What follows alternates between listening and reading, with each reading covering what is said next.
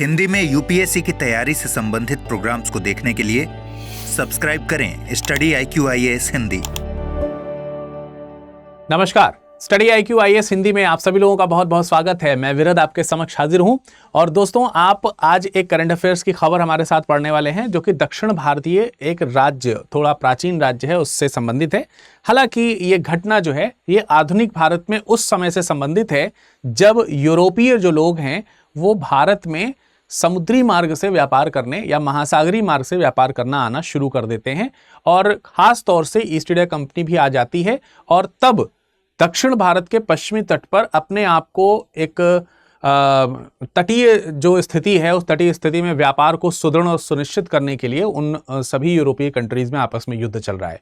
तो भारत में भी कुछ राज्य हैं जिनमें आपस में कुछ झगड़े चल रहे हैं और इनका ये जो समग्र इतिहास है, ये समग्र इतिहास एक जगह पर आकर के मिल बैठा है आज के इस करंट अफेयर्स के इतिहास में। लेकिन आप सोचेंगे कि इतनी पुरानी बात जो तकरीबन 18वीं शताब्दी के कुछ अंतिम दशकों की है, या फिर हम कह सकते हैं कि 18वीं शताब्दी के अंतिम चतुर्थांश की है, वो चीज आज के करंट अफेयर से कैसे मैच हो रही है। तो मैच होने में एक आप यहां पर मूर्ति देख रहे होंगे, ये एक व्यक्ति हैं जिनका नाम है शक्तान थम्पुरन। शक्तान थम्पुरन की जो ये मूर्ति है, यही मूर्ति आप, ये जो व्यक्ति हैं यही आप मूर्ति में देख रहे हैं और यही मूर्ति जो पहले इस तरह से इस अवस्था में थी, यह मूर्ति गिर गई, टूट गई। और आप देख सकते हैं कि यहां पर एक बस है जो KURTC की है, यानी कि राज्य की जो ट्रांसपोर्ट कंपनी है, राज्य ट्रांसपोर्ट कंपनी की ये केरल की जो है बस है, जो इसमें जो है टक्कर लग गई और इसकी वजह से ये मूर्ति गिर गई है। तो जिस व्यक्तित्व की ये मूर्ति है, उस व्यक्तित्व का इतिहास वही समय का है जिस समय के अभी हमने वर्णन किया है। तो आइए देखिए इसमें खबर क्या है, उसके ऊपर हम चर्चा करते हैं। लेकिन उस खबर में चर्चा करने से पहले एक छोटी सी जानकारी मैं आप लोगों को यहां पर जरूर देना चाहूंगा और वो छोटी सी जानकारी ये है कि आप सब लोगों को मालूम है कि स्टडी IQ जो है वो प्रतिज्ञा प्लस बैच लेकर के आया है। प्रतिज्ञा प्लस बैच मॉर्निंग में लॉन्ग टर्म बैच आया है। लॉन्ग टर्म बैच का मतलब जिसकी वैलिडिटी बहुत ज्यादा हो, ठीक है, इतनी ज्यादा कि आप 2 से 3 साल बाद भी अगर आप प्रीलिम्स देना चाह रहे हो तो आप प्रीलिम्स का एग्जाम दे पाएं। ऐसे बैच को लॉन्ग टर्म बैच कहा गया है। इस बैच में क्लास की जो शुरुआत है वो 16 सितंबर से की जा रही है और ये क्लास सुबह 8 बजे से शुरू की जाएगी। इस क्लास में एडमिशन लेने के लिए विरद लाइव कोड का आपको इस्तेमाल करना होगा और क्योंकि अभी स्टडी IQ जो है वो अपना एस्टैब्लिशमेंट डे मना रहा है, इसलिए उसके एस्टैब्लिशमेंट डे के अवसर पर 10 साल हमारे पूरे हो गए हैं स्टडी IQ परिवार के। तो 10 साल ये बेमिसाल रहे निस्संदेह, तो हमने इसको टैगलाइन भी बनाया है अपना, 10 साल बेमिसाल, और इसकी वजह से डबल वैलिडिटी आपको मिल रही है इन बैचेस में एडमिशन लेने पर, डबल वैलिडिटी। तो आप देखेंगे कि इसमें जब आप एनरोल करेंगे तो प्रतिज्ञा प्लस की सारी फैसिलिटीज आपको मिलेंगी। मतलब लाइव क्लासेस तो मिलेंगी ही, वीकली क्लास टेस्ट होगा जिसमें अगर आप फर्स्ट रैंक लाते हैं तो 11,000 रुपीज जो है, 11,000 रुपीज जो है ये आपको पारितोषिक पुरस्कार भी मिलेगा। और जितनी बार आप फर्स्ट रैंक लाएंगे, जितने हफ्ते की क्लासेस में, उतनी बार आपको ये मिलेगा। इसके अलावा प्रीलिम्स क्वालिफाई करेंगे टारगेटेड ईयर का, तो आपका जो फीस है वो माफ कर दी जाएगी, यानी कि फीस रिफंड कर दी जाएगी, ठीक है, आपकी फुल फी रिफंड होगी। इसके अलावा आपको इस बैच में जब आप एनरोल करेंगे तो एक सिलेक्शन बॉक्स मिलेगा। उस सिलेक्शन बॉक्स में आपको 18 किताबों के सेट के अलावा अन्य अध्ययन सामग्रियां इत्यादि मिलेंगी। अगर आप 2025 को टारगेट करना चाहते हैं तो 2025 के लिए प्रतिज्ञा का ये वाला बैच है। इसमें आप प्रीलिम्स क्वालिफाई करेंगे तो फीस तो वापस होगी ही, 11,000 रुपए जीतने का हर हफ्ते इसमें भी मौका है आपको, और 1 साल की इसमें एक्स्ट्रा वैलिडिटी और बढ़ाई जाएगी। और अगर आप बैच की पर मंथ फीस देखेंगे तो 600 रुपए या उससे भी कम आपको ये फीस पे करनी पड़ेगी। बस उसके लिए करना क्या है, विरद लाइव कोड का इस्तेमाल करना है आपको। ये बैच भी सुबह 8 बजे से शुरू हो जाएगा और इसकी शुरुआत करने की जो तिथि है वो 17 सितंबर है। चलिए अब खबर में हम वापस आ जाते हैं। खबर में क्या कहा गया है, देखिए ये आप देख सकते हैं, हु वॉज शक्तान। तो शक्तान कह लीजिए या फिर जैसे यहां पर शक्तान लिखा हुआ है, थोड़ा प्रोनाउंसिएशन में साउथ इंडिया में कुछ इस तरीके की लैंग्वेजेस हैं, तो आप उसको थोड़ा बहुत प्रोनाउंसिएशन में अपने हिसाब से प्रोनाउंशिएट कर सकते हैं। और अगर आप दक्षिण भारतीय राज्य, यहाँ के राज्यों से बिलोंग करते हैं, तो आप इसका अधिक सही से उच्चारण कर सकते होंगे।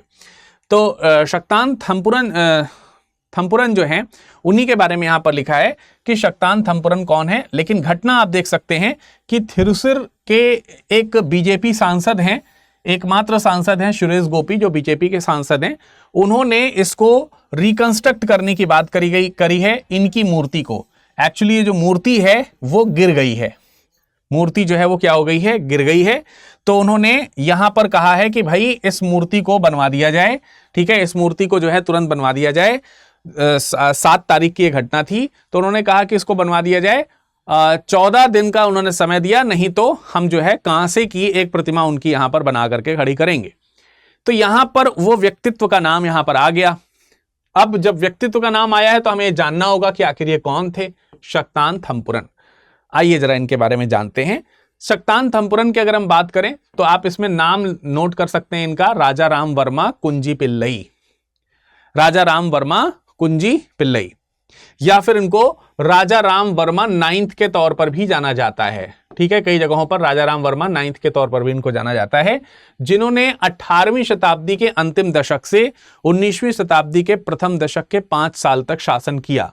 यानी 1790 से 1805 तक इनका वहां पर शासनकाल है। अब ये जिस राजघराने से बिलोंग करते हैं वो राजघराना है कोचीन राजघराना, अर्थात प्राचीन कोच्चि, प्राचीन जो कोच्चि राज्य है, ठीक है, या राजघराना जो है उसमें से बिलोंग करते हैं। और इनके माता पिता का नाम में, पिता हैं चैंडोस अनयन और माता हैं अंबिका थंपुरन, ठीक है। तो ये जो है इस परिवार से बिलोंग करते हैं। तो ये बिलोंगिंग फैमिली के बारे में यहां पर हो गया। नाउ अगर हम देखें तो यहां पर एक नाम आता है चित्तम्मा थंपुरन। एक्चुअली जब इन्होंने जन्म दिया, इनकी माता ने जब इन्हें जन्म दिया तो इनके जन्म के कुछ ही समय पश्चात इनकी माता का देहांत हो गया। तो उसके बाद उनकी मौसी हैं चित्तम्मा थंपुरन, उन्होंने ये नाम दिया है।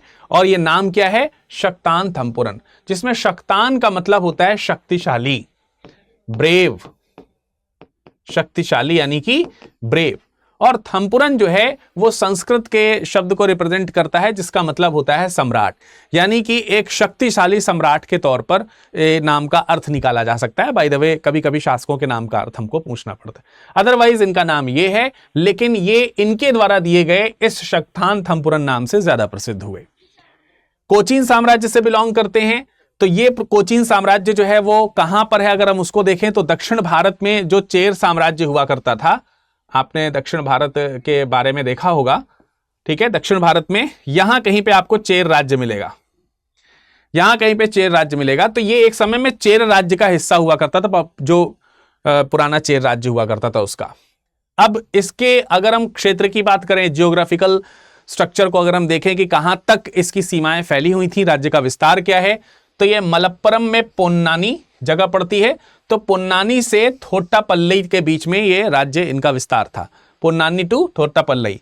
अलापुझा, इनके आसपास अगर आप देखोगे तो मैसूर राज्य आपको मिलेगा, त्रावणकोर राज्य मिलेगा, त्रावणकोर राज्य मिलेगा, ठीक है, त्रावणकोर जिसको हम लोग केरल कहते हैं अब। तो ये सारे राज्य आपको मिलेंगे। और इस राज्य की सीमा के बारे में जो वर्णन है और इनका इतिहास जो है वो प्रैक्टिकली अगर आप देखोगे तो आपको देखने को, पढ़ने को मिलेगा। ये Ashalatha Thampuran history of the Cochin royal family, अगर आप इसको पढ़ोगे तो उनका पूरा इतिहास आपको यहां पर देखने को मिल जाएगा। नाउ ये जो है आप देखोगे तो ये मैप है, ये मैप में आप देख सकते हैं ये पोन्नानी है और ये है थोट्टापल्लई। तो ये जो इलाका है, ये वाला जो इलाका है, ये इस इलाके में इनका साम्राज्य हुआ करता था। यहां पर कोच्चि साम्राज्य था, आप ऐसे समझ लो। तो देख सकते हैं इनकी यहां पर कोच्चि ये जगह है, इनका राज्य है। बाद में इन्होंने अपनी राजधानी कोच्चि से थिरिसुरूर कर दिया था, तो ये थिरिसुरूर है। तो इसी को हम लोग थिरिसुरूर कहते हैं, थिरिसुरूर या सुरु, या कहीं कहीं का त्रिशूर भी लिखा रहता है, त्रिशूर, ठीक है, जो भी आप इसको उच्चारण कर सकते हैं वो लिखा है। इसके आसपास अगर आप देखोगे तो आपको यहां पर कोझिकोड राज्य देखने को मिलेगा। कोझिकोड केरल का जो हिस्सा कभी हुआ करता, मतलब अब तो आप समझ सकते हैं कि केरल राज्य यहां से यहां तक पूरा फैला, ठीक है। इसके अलावा आप मैंने आपको बताया कि इसमें जो है मैसूर राज्य है, त्रावणकोर राज्य है, इन सब राज्यों का भी आपस में हिस्सेदारी आपको देखने को मिलती थी। तो यहां पे जो शासक शासन कर रहे थे वो जब अगर हम इनकी बात करते हैं, शक्तानथपुरम की बात करते हैं, तो शक्तानथपुरम जो है जब 18 साल के हुए तो इन्हें राज्य का उत्तराधिकारी घोषित किया गया। जब राज्य का इनको उत्तराधिकारी घोषित किया गया तो ये हुआ कि उत्तराधिकारी घोषित हैं, अब अगले राजा जो है यही बनेंगे। तो ये हुआ है 1769 में, ठीक है। तो इनको जो है उत्तराधिकारी घोषित किया गया, ये उत्तराधिकारी बने 1769 में, ठीक है। तो जो राजवंश है, जो पेरुंद्रप्पु जो राजवंश है, जिसको अभी मैंने यहां पर कोच्चि राजघराना बोला है, वही यहां पे पेरुंबदप्पु राजवंश के नाम से जाना जाता है। अब यही जो पेरुंबदप्पु राजवंश, जिसमें ये आगे के उत्तराधिकारी बनने वाले हैं, अभी बने नहीं हैं, तो उस समय जब ये उत्तराधिकारी बने तो उस समय इनके राज्य, कोच्चि राज्य हम सीधा सीधा कह सकते हैं, आप कंफ्यूज ना हुई, कोच्चि राज्य जो है, उस कोच्चि राज्य के ऊपर कालीकट का राज्य, त्रावणकोर और मैसूर।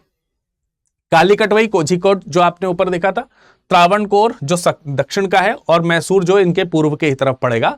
इन 3 तरफ से राज्यों का घेराव जो है इनके ऊपर होना शुरू हुआ। मतलब कि आप ऐसे समझिए कि अगर ये राज्य है तो इनके ऊपर इन 3 जगहों से अटैक होने की बात थोड़ी सी शुरू हुई।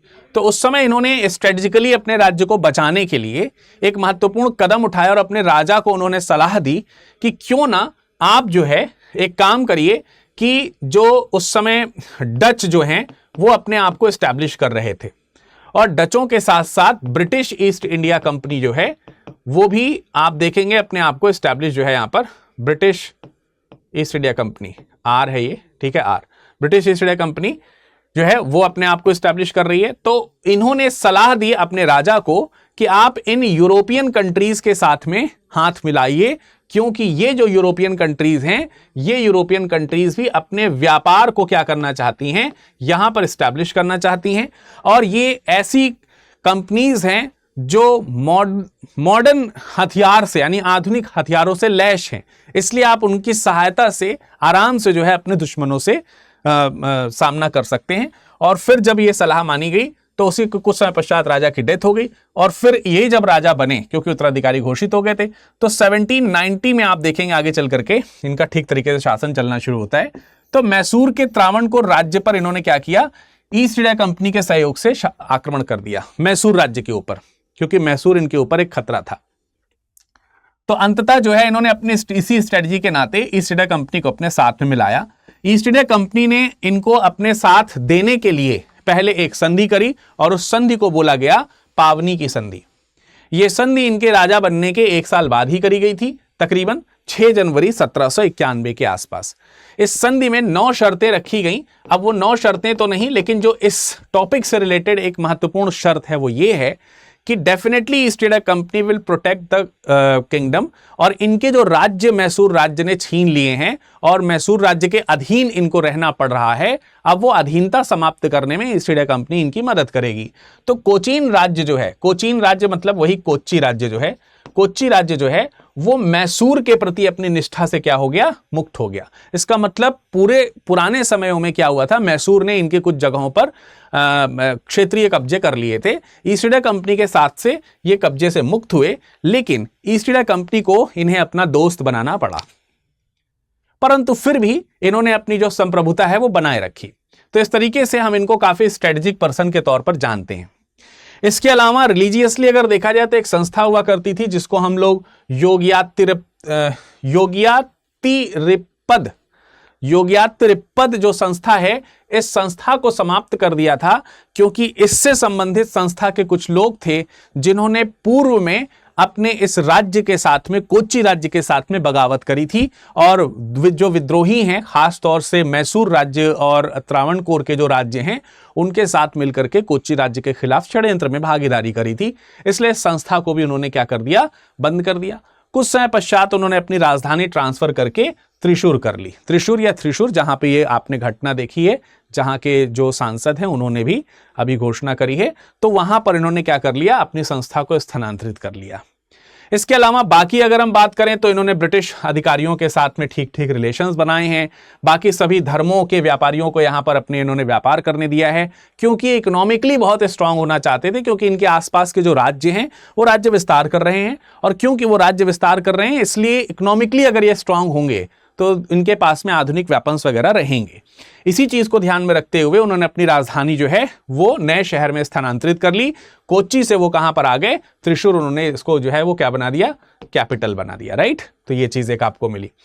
तो ये थी ओवरऑल छोटा सा इतिहास, जरूर बताइएगा। इसी से संबंधित एक क्वेश्चन है, थिरुसुर पूरम, ये एक त्योहार है।